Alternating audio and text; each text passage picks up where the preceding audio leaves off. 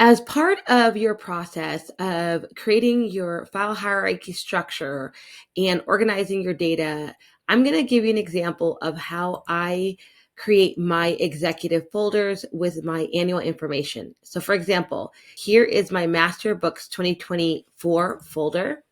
And here I have my finances and my planning folder. Finances is everything related to accounting and taxes, and planning is everything related to my business planning and building out my business throughout the year. So we're focusing on the finances folder. In the finances folder, I have accounting and taxes. Accounting is where I'm going to spend most of my time when I'm doing the year-round accounting and, of course, year-end close. In my accounting folder, I have 4 key folders, which are income, expenses, travel, and statements. You don't necessarily need travel if you don't travel as much in your business, but since I do travel quite a bit, I like to keep those expenses and anything related to my travel separate. In my income folder, I'll have income from third parties. So when I'm getting paid by a third party provider, income from affiliates, and then any income related to the business. In my expenses folder, I will have that separated by month, and I will have the auto expenses and any other expenses that I need to track separately, possibly expenses that are part of an accountable plan, will have their own folder. In addition, I'll have, again, the travel folder, which will possibly have some expenses in there.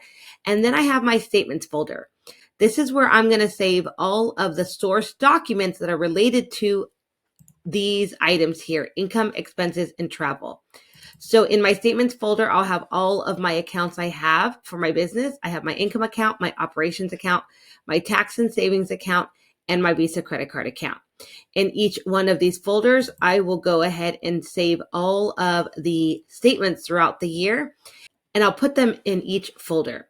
Now, what comes really easy when you're saving is, for example, if I want to go and grab all of my operations account statements, all I need to do is log into my bank account, click on that particular account, and then look for the statement.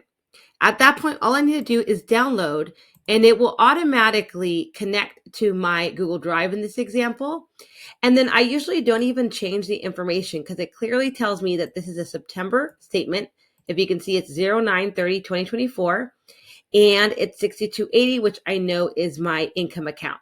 So as you can see, all of the account names are the same in regards to statements and the account number. What's going to change is the date, and that's going to be very important in regards to reconciliations and, of course, to use as source documents on my year-end work paper. And that's how I go ahead and save all of these statements inside of my file hierarchy.